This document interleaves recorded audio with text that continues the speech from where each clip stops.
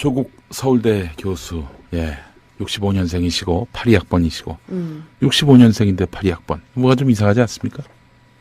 왜 그렇게 된 겁니까? 일찍 들어간 겁니다. 일찍 들어간 거예요. 청소년 때 서울대 법대 들어간 겁니다. 그리고 나서 20대에 아마 그 대학 교수가 됐을 거예요. 네. 복학을 늦게 한 사람의 경우는 동갑인분이 강단에 서서 가르치는, 네. 그런, 꼴일 수도 있을 텐데, 여하간 참, 조국 교수가, 뭐랄까요. 하여튼 수려한 외모라고들 하죠? 네. 예. 저하고 뭐야? 많이 비슷한 것 같습니다. 아, 어떤 점이요? 수려한 외모라고 방금 말씀드렸는데. 수려한 외모가 비슷하다. 아니, 그러니까, 김수민이하고 나하고, 네. 조국 교수를 놓고 봤을 때, 누가 더 조국에 가깝습니까? 외모상으로. 네. 이 조국 교수가 사실은 그렇다고 이렇게 평탄한 일만 걸어온 분이 아닙니다. 학생운동 열심히 했었고요. 또 감옥도 갔다 왔고, 네. 어마어마한 또 그 혐의를 또, 이제 받기도 했습니다. 물론 다 이제, 학생운동 하는 사람들에 대한 마타도에 따른, 저거였는데, 갑자기 또 생각이 납니다.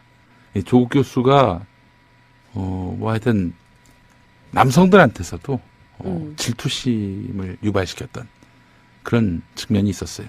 외모 때문에요. 그렇죠. 그런 것도 있고, 여러 복합적인 원인이 있겠습니다만은, 네. 지금 가장 존경받는 법학자 중에 한 명을 꼽히지 않습니까? 논문 인용 횟수가 가장 많다고. 그렇죠.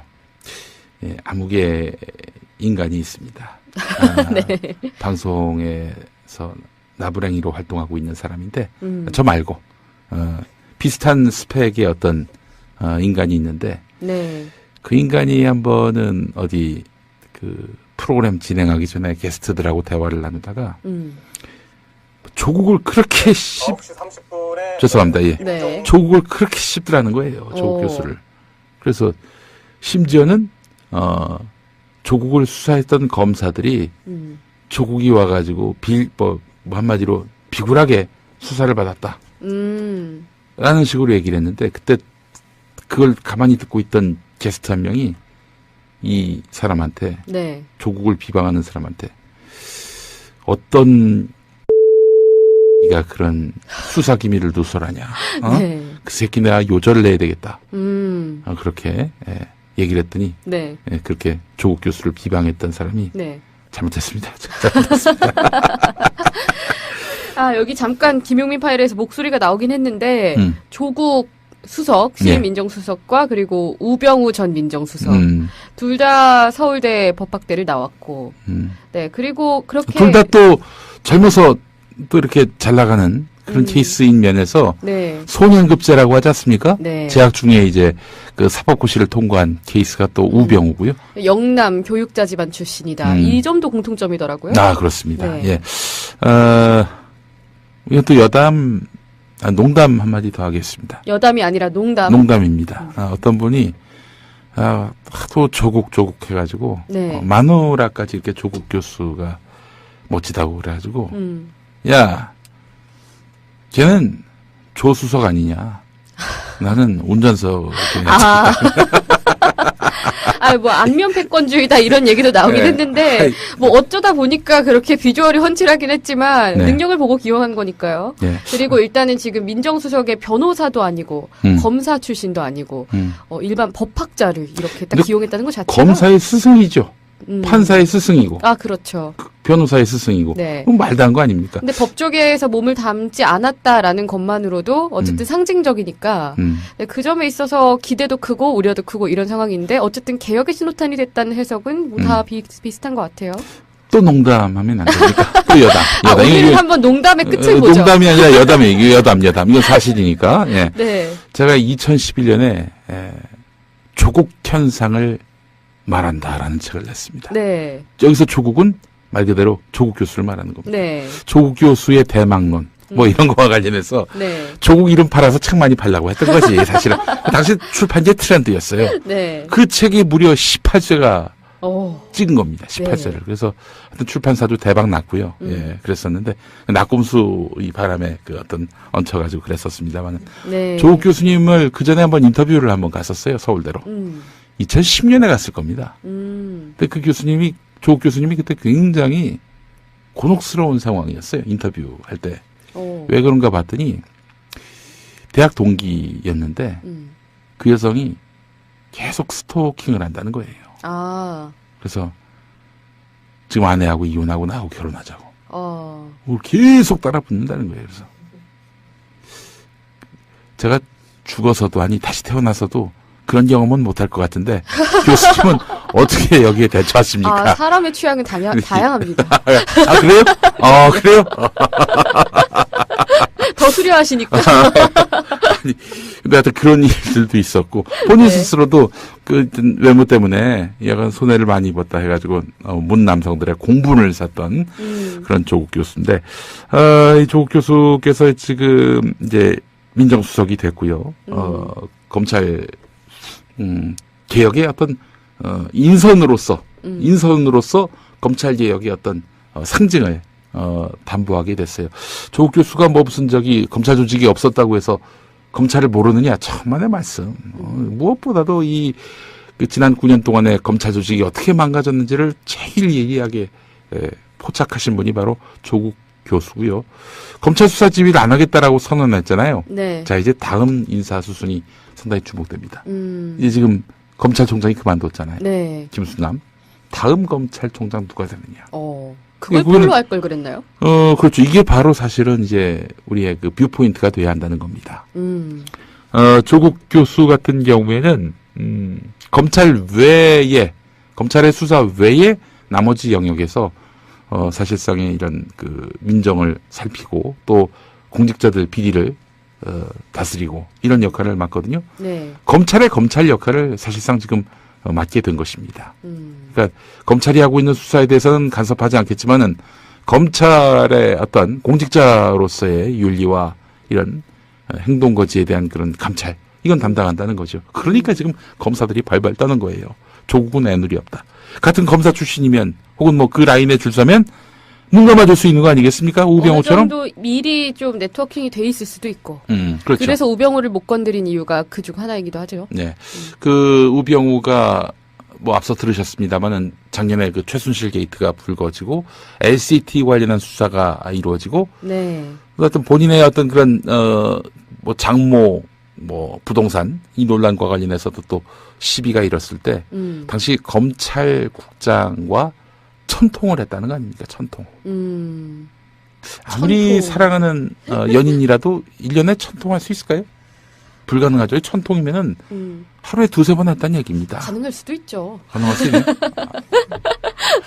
저는 한 번도 그런 경험을 해본 적이 없어서. 반성하세요. 예, 반성하겠습니다. 예. 근데 이제. 그때 또 시점도 검찰 수사 대상에 오른 시점부터 본격적으로 통화를 했기 그러니까. 때문에. 그때 뭐 딴 얘기 했겠어? 자기 수사 관련된 얘기를 물어봤겠지. 근데 지금 검찰국장 답변하는 거 보세요. 자기는 절대 통화 안 했다라고 하더니. 네. 통화한 기억이 없다, 나중에. 다들 동나니까. 네. 이런 나쁜 인간들이 지금 고위공직자에 있었다는 겁니다. 자, 지금, 원칙을 말씀드리겠습니다. 원칙 모르는 분들도 있어요. 행정부 소속입니다. 검찰은. 법무부 산하예요. 네. 그렇기 때문에 사실은 대통령이, 이렇게 뭐, 진짜 독한 마음 먹고 검찰 수사에 개입한다 할 수 있습니다. 그러나 원리 원칙으로 보면은, 아무리 법무부 산하의 조직이긴 해도 수사엔 관여할 수 없게 돼 있습니다. 그래서 박근혜 대통령이 수사 가이드라인 내놨던 게 문제였던 거죠. 그렇죠. 이 정윤회 사건만 해도 네. 이거는 국기문란 사건입니다. 왜 청와대 문건이 밖으로 나갑니까? 네, 여장하셔야 될 것 같은데. 예. 이런 거예요, 이런 거. 그러면 이렇게 지침을 내려주니 네. 거기에 맞게 또 검찰은 수사할 수밖에 없는 거예요. 정윤회 절대 수사 못했죠. 3인방 절대 수사 못했죠. 정윤회가 검찰 소환 조사 받을 때 그때도 검찰이 실세맞이 하러 나온 검사가 있어서 그것도 논란이었거든요. 그렇죠. 이게 아주 그야말로 엉터리 정권이었습니다. 근데 이제 원칙대로 보자면은, 법무부 산하긴 해도 검찰 수사에 대해서는 청와대나 이런 행정부의 그 어떤 인사도 개입할 수 없습니다. 물론 네. 행정부는 그런데 뭐 다른 데는 말할 것도 없죠. 그런데 이제 다만 이제 기묘하게 검찰 수사와 관련한 관련해서 청와대가 정보를 교류할 수는 있습니다. 그 가교 역할을 하는 사람이 바로 법무부 검찰국장입니다. 법무부 검찰국장이 청와대 민정수석실하고 소통을 할 수가 있어요. 네. 하지만 청와대 민정수석이 개별 검사 혹은 검사장한테 전화해가지고 야, 압수수색 하지 마. 거길 왜 하니? 이런 식으로 나올 수가 없다는 건데 우병우는 세월호 관련한 수사를 할 때 네. 어디 서버 압수수색 하지 말라고 다이렉트로 그 지검장한테 연락했다는 거 아닙니까? 근데 본인은 뭐 청문회 나와서 부인했습니다. 네. 네. 이런 정말 야바위 정권, 이런 사이비 정권에 대해서 결국 국민들이 촛불로서 파면을 시킨 것이고요. 새로운 정부를 세웠는데 새 정부가 단호하게 이 원칙대로 하겠다라는 입장을 천명하는 것은 너무나 당연한 일 아니겠습니까? 네. 당연한 일임에도 국민들이 많이 박수를 보내는 이유는 그동안 당연한 게 당연히 안 됐기 때문이죠. 네, 당연하지. 네, 당연하지. 여기서 갑자기 당연하지 게임 해보고 싶은데. 당연하지. 예, 그래요. 이런 민정수석 조국 교수의 이런 앞으로의 행보 상당히 주목되고요. 네. 제가 말씀드린 대로 검찰총장을 누구로 세울 것인가 이 부분도 한번 봐야 될 텐데. 근데 우리 김프로가 이제 금요일마다 나오는 김프로가 네. 자주 하는 말이 그냥 예를 들어서 진짜 변호사로서 상당히 강단 있는 그런 사람을 갖다 앉히면 됐느냐. 그게 쉽지 않다는 거예요. 왜냐하면 조직을 장악해야 하는데 검찰이 또 꼴에 또 자존심은 또 세요. 존심이 있어요. 네. 그런데 막 찍어 내린다든지 뭐 위에서 아래로 누른다든지 이런 방식으로 갔을 경우에는 또 집단적 저항에 처할 수 있다는 것이죠. 네. 근데 저의 명저 조국 현상을 말한다가 좀 몇 가지 맞춘 게 있어요. 2012년 대선은 안 될 것 같다. 맞아요. 그거 제가 한번 예측했었고. 2017년 대한민국 정치 지형도가 어떻게 될 것이다. 뭐 그렇죠. 이렇게까지 얘기를 하셨죠? 이제 물론 틀린 것도 많아요. 2017년에 조국이 대통령이 될 수 있다. 그러니까요. 뭐 이런 식의. 조금 좀 너무 앞서가는 핀트가 좀 맞지 않나요? 어쨌든 청와대 입성은 맞았네요. 네, 그렇죠. 근데 저는 이제 사실은 조국 교수가 법무부 장관을 함으로써 예를 들어서 검찰 개혁을 하는데 검찰 개혁에 저항하는 세력들은 다 사표받아라. 한 1,000명 넘거든요. 2,000명 되나요? 2,000명쯤 될 겁니다, 아마. 그 검사들 사표 다 받고, 지금 민변 변호사라든지 양식 있는 변호사들 많다! 이런 사람들 다 검찰 조직에 들어와서 완전하게 한번 물갈이를 한번 해보자. 뭐 이런 식의 주장을 했는데, 야, 세상에, 김용민이가 또 맞췄네. 검찰 개혁의 선봉장이 됐다. 이 점. 이거 정말 제가 생각해도 짜릿합니다. 짜릿해요. 어떤 야바위 평론가에 비하면 너무나 나는 훌륭하다. 어떤 야바위 평론가요? 어떤 야바위 평론가 소개를 해드릴까? 이 사람 어떻게 예측했냐면은 네. 2014년 지방선거 때 세월호 이슈는 당시 야당 그러니까 민주당에게 불리할 것이다. 그래서 서울시장도 뺏길 것이다. 서울시장 선거에서 박원순 시장은 부인의 성형술 논란 기억하십니까? 네. 예. 그 말도 안 되는 마타도였는데 이 성형수술 논란으로 역전당할 것이다. 그 정몽준 후보한테. 네. 그리고 2016년 총선으로 넘어와서 민주당은 100석이 최대치일 것이고 이 당을 면치 못할 것이다. 누구죠? 그리고 또 네. 이번 대선은 사람들은 대부분 문재인 후보가 될 것이라고 예상하는데 아직 결과는 장담하기 어렵다. 해외 언론들이 안철수 후보가 선전할 가능성을 제기하기도 했는데 따라서 여론조사와 결과가 다르게 나올 가능성도 배제할 수 없다. 이렇게 예측한 분이 바로 신율 명지대 교수입니다. 그분 또 어제 기사 보셨죠? 예, 문재인은 안면인식 장애인이다. 이걸 학생들 앞에서 얘기했던 네. 거예요. 이거는 어떤 능력이 부재하다, 불성실하다 이 차원이 아니에요. 본인의 어떤 정치적 기대, 희망, 네. 이거를 마치 전문가 의견인 양, 객관적인 평가인 양 둔갑해서 얘기한 것이죠. 이런 엉터리 그런 예측, 엉터리 관측. 네. 예. 이게 참 이런 관측에 비하면 김용민의 예측은 수치는 좀, 또 시점은 좀 틀려도 대개는 맞아간다. 항상 섬세한 디테일이 하나는 맞아요. 네. 그렇습니다. 어쩌다는, 아니야, 이렇게, 정말 정교하게 맞는 경우가 많지 않아요. 당연하지. 예, 당연하지. 오늘 일단 조국 교수, 일단 임명한 것 자체가 다른 정부에서는 상상하기 어려운 일이에요. 조국 교수를 천거하고 발탁하는 거는 사실 쉬울지 모르겠습니다만 네. 조국 교수가 수용했다는 점이 상당히 전 주목됩니다. 그리고 이제 조국 교수가 검찰 개혁을 완수하는 과정에서 누가 밑에서 받쳐줄 것인가. 말씀하신 대로 향후 인사가 중요하다고 했잖아요. 예. 검찰총장 그래서 매우 중요하다고 생각을 하고요. 네. 아마 민정수석이 검찰 수사 지휘 안 하겠다 이렇게 밝혔으니 검찰들은 드러내놓고 반발을 못하죠. 네. 검사들은. 하지만 검찰총장이 누구냐에 따라서 아주 앞으로 검찰의 동태가 예측이 되는데 만약에 반발한다 사표 다 받아야지. 그때는 깔끔하게 받아야 된다고 봅니다. 야 너희 말고도 검사할 사람들이 사단병력으로 있다. 이렇게 나와줘야 검사들이 약호가 좀 죽습니다. 아니 지난 정부 또 지지난 정부 어떤 짓을 했습니까 이 검사들이.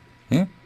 물론 이제 훌륭한 검사도 털어는 있습니다. 다 나쁘다고 말할 수는 없겠죠. 네. 하지만 대개 이 정치지향적인 검사들 이자들이 반발한다 사표 낸다 깔끔하게 내는 즉시 바로 수리를 해야 된다. 전 이렇게 강력하게 주장하고. 조국 서울대 교수, 65년생이시고 82학번이시고 65년생인데 82학번. 뭐가 좀 이상하지 않습니까? 왜 그렇게 된 겁니까? 일찍 들어간 겁니다. 일찍 들어간 거예요. 청소년 때 서울대 법대 들어간 겁니다. 그리고 나서 20대에 아마 대학 교수가 됐을 거예요. 네. 복학을 늦게 한 사람의 경우는 동갑인분이 강단에 서서 가르치는, 네. 그런, 꼴일 수도 있을 텐데, 여하간 참, 조국 교수가, 뭐랄까요. 하여튼 수려한 외모라고들 하죠? 네. 예. 저하고 뭐야? 많이 비슷한 것 같습니다. 어떤 점이요? 수려한 외모라고 방금 말씀드렸는데. 수려한 외모가 비슷하다. 아니, 그러니까, 김수민이하고 나하고, 네. 조국 교수를 놓고 봤을 때, 누가 더 조국에 가깝습니까? 외모상으로. 이 조국 교수가 사실은 그렇다고 이렇게 평탄한 길만 걸어온 분이 아닙니다. 학생운동 열심히 했었고요. 또 감옥도 갔으라까지 이렇게 조국 교수가 멋지다고 그래가지고, 야, 걔는 조수석 아니냐. 나는 운전석. 안면 패권주의다 이런 얘기도 나오긴 했는데, 어쩌다 보니까 그렇게 비주얼이 훤칠하긴 했지만, 능력을 보고 기용한 거니까요. 그리고 일단은 지금 민정수석의 변호사도 아니고, 검사 출신도 아니고, 일반 법학자를 이렇게 딱 기용했다는 것 자체가. 검사의 스승이죠. 판사의 스승이고. 그렇죠. 변호사의 스승이고. 네. 그럼 말도 안 거 아닙니까? 근데 법조계에서 몸을 담지 않았다라는 것만으로도 어쨌든 상징적이니까 그 점에 있어서 기대도 크고 우려도 크고 이런 상황인데 어쨌든 개혁의 신호탄이 됐다는 해석은 다 비슷한 것 같아요. 또 농담하면 안 됩니까? 또 여담. 오늘 한번 농담의 끝을 보죠. 농담이 아니라 여담이에요. 여담. 이건 사실이니까. 예. 네. 제가 2011년에 조국 현상을 말한다라는 책을 냈습니다. 네. 여기서 조국은 말 그대로 조국 교수를 말하는 겁니다. 네. 조국 교수의 대망론 이런 거와 관련해서 네. 조국 이름 팔아서 책 많이 팔라고 했던 거지 사실은. 당시 출판제 트렌드였어요. 네. 그 책이 무려 10화 나왔고 네. 어마어마한 또 그 혐의를 또 이제 받기도 했습니다. 물론 다 이제 학생운동 하는 사람들에 대한 마타도에 따른 저거였는데 갑자기 또 생각이 납니다. 조국 교수가, 하여튼, 남성들한테서도, 질투심을 유발시켰던 그런 측면이 있었어요. 외모 때문에요. 그렇죠. 그런 것도 있고, 여러 복합적인 원인이 있겠습니다만은, 네. 지금 가장 존경받는 법학자 중에 한 명으로 꼽히지 않습니까? 논문 인용 횟수가 가장 많다고. 그렇죠. 암흑의 인간이 있습니다. 네. 방송에서 나부랭이로 활동하고 있는 사람인데 저 말고 비슷한 스펙의 어떤 인간이 있는데 네. 그 인간이 한 번은 어디 그 프로그램 진행하기 전에 게스트들하고 대화를 나누다가 조국을 그렇게 9시 30분에 죄송합니다. 예. 네. 조국을 그렇게 씹더라는 거예요. 조국 교수를. 그래서 심지어는 조국을 수사했던 검사들이 조국이 와가지고 뭐 한마디로 비굴하게 수사를 받았다. 라는 식으로 얘기를 했는데 그때 그걸 가만히 듣고 있던 게스트 한 명이 이 사람한테 네. 조국을 비방하는 사람한테 어떤 이가 그런 수사 기밀을 누설하냐. 네. 그 새끼 내가 요절을 내야 되겠다. 그렇게 얘기를 했더니 네. 그렇게 조국 교수를 비방했던 사람이 네. 잘못했습니다. 잘못했습니다.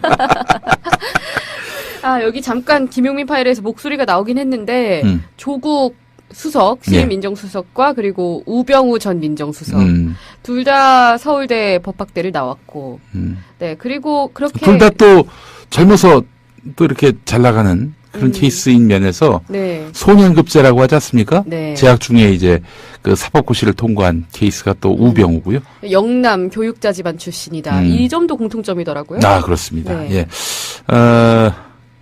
이건 또 여담, 농담 한마디 더 하겠습니다. 여담이 아니라 농담. 농담입니다. 어떤 분이, 하도 조국 해가지고, 네. 만호 8세가 찍은 겁니다. 네. 18세를. 그래서 하여튼 출판사도 대박 났고요. 예, 그랬었는데, 낙곰수 이 바람에 그 어떤 얹혀가지고 그랬었습니다만. 네. 조국 교수님을 그 전에 한번 인터뷰를 한번 갔었어요. 서울대로.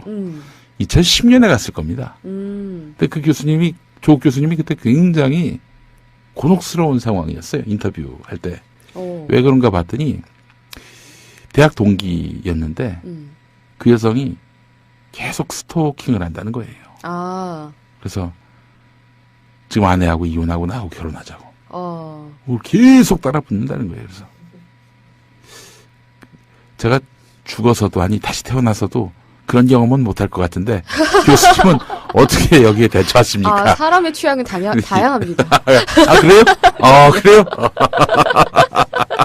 더 수려하시니까. 아니, 근데 하여튼 그런 일들도 있었고 본인 스스로도 그 외모 때문에 약간 손해를 많이 입었다 해가지고 문 남성들의 공분을 샀던 그런 조국 교수인데 이 조국 교수께서 지금 이제 민정수석이 됐고요. 검찰